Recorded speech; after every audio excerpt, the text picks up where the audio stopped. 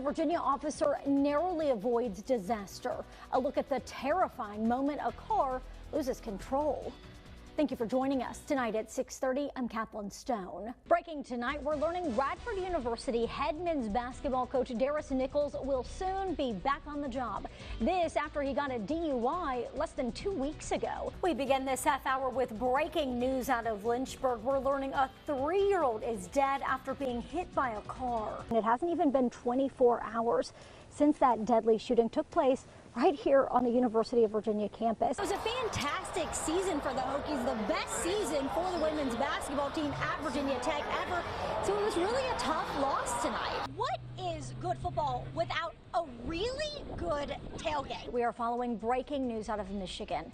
A shelter in place remains in effect on the campus of Michigan State University after shots rang out on campus. One man is in custody after a more than 5-hour standoff today in Roanoke. There was a grandmother who came with her young grandson, and they walked hand in hand to lay something on that cruiser to pay their respects. Georgia says her parents' flight from Australia was around 16 hours long. They tell me they hopped on the first flight out as soon as they learned that the Virginia Tech Hokies were headed to the Final Four. The fans are having a lot of fun, especially out here in this fan zone. We've seen a lot of cute little kids with their flags waving around, and we've seen people really get immersed in what's being offered here. I should probably give her a little bit more credit. She did she upgraded Frosty to like a family of mounds.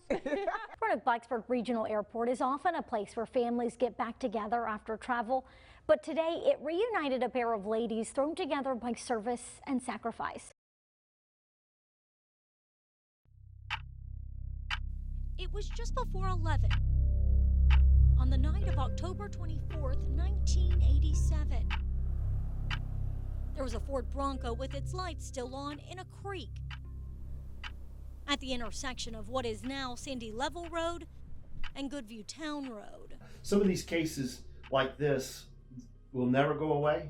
You always carry it with you because you wonder if there's something that you did miss. Bedford County Sheriff Mike Miller was a deputy back then and was one of the 2 men who made the gruesome discovery. Myself and my shift partner, Jerry Filner, both of us had been on the road probably about 2 years.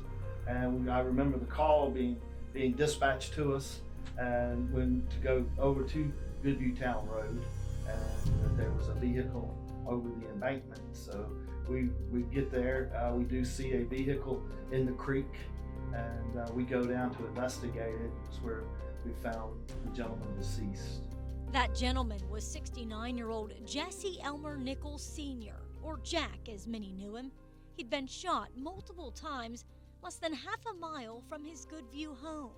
Those who live in the area say the veteran, husband, father of 6, and retired Roanoke City police officer was a good neighbor, many noting he was the type of man who was always willing to help.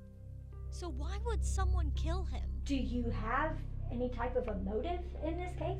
Right now, like I said, we've had several leads that were followed up on back then that we're trying to follow up now. By we, Lieutenant Ricky Baldwin means the team of investigators from the sheriff's office who are now actively working this case. They're taking a look at how new technology, forensics, and DNA may help. They're also recanvassing neighborhoods, re-interviewing witnesses who are still around, and speaking with anyone who may know anything. You know, you may have interviewed people a lot back then, may have known something, didn't want to say, or may not have, but by re-airing them and putting them back out there again, it may jog people's memories. Somebody may have said something to them over the years since the initial incident.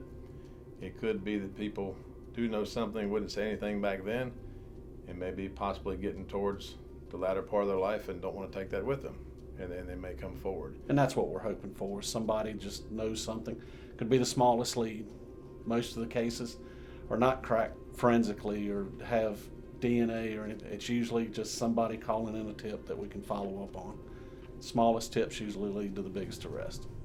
They're asking you to come forward to help them close this case and bring justice for Mr. Nichols and his family, and even for the investigators who have worked tirelessly on this case, some for decades. It's to bring closure bring closure not only to our sheriff's office, but also to the family and also to our community. Whether it's the nurse from their hometown, Erin Ann Lane. She's on line 112 of panel W23. or their sibling, Right here. My brother. finding the names of the men and women who died serving in the Vietnam conflict is important to those who visit the Vietnam Memorial. Means he's missing. Yes. Could you give me another? Paul there isn't the only veteran searching for multiple names. Gregory Meacham, or Pops, was searching for the names of 2 radio operators he says were killed on September 11th, 1968. J.J. Carroll, and they were killed by the same artillery round from the enemy, and one was a young Marine by the name of Michael Ivory, young black Marine, and a young white Marine by the name of Philip Inman. Pops says he remembers that day like it was yesterday. Everybody's got survivor's guilt. You know, we all felt like, you know, how come they died and we didn't? And that's, I think, normal, but remember the days when we had to put their bodies in those bags and send them off. And it wasn't like we just met these guys. We were friends for a good while. But it's sad, it's emotional, but it's something that I guess they say is part of healing. James White shares those sentiments. His brother's name is on the wall. Albert White was killed in February of 1966. It was like 2 years later, I went over.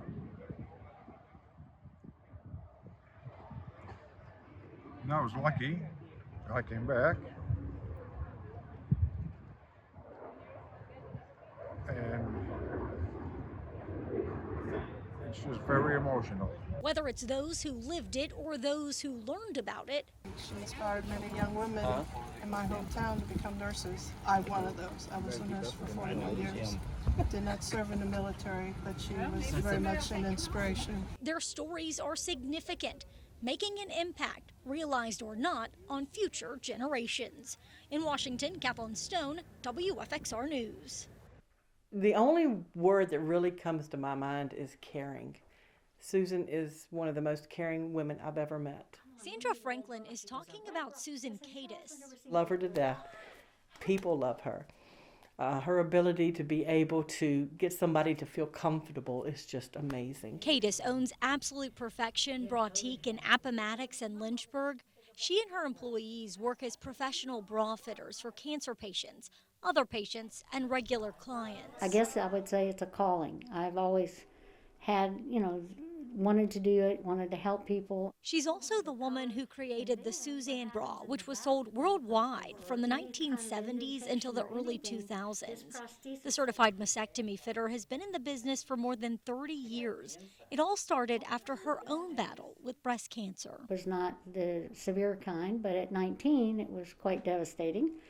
And when I tried to go around and find bras or anything, no one knew anything, no one could tell you, and it was a very bad experience. And I said, there's got to be a better way. For her, it's not just a job. It's a very rewarding profession when you see how you can take someone who's very unhappy and very uncomfortable and have them just leave feeling so good about themselves.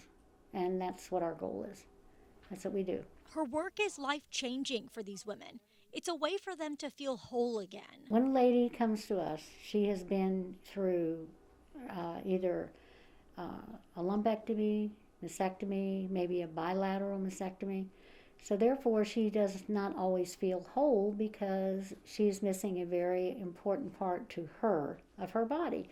So our goal is to show her that she can once again be whole, she can be comfortable, and she can be proud of the way she looks and feels. And it doesn't stop when they leave her business. You see, not only is Susan a business owner, she's also served on the board of directors for the American Cancer Society, received awards for her work, and speaks at health forums, on the radio, and on talk shows to spread the word about the work she and her team do. She didn't have to be like this, but it's almost like God called her to do this.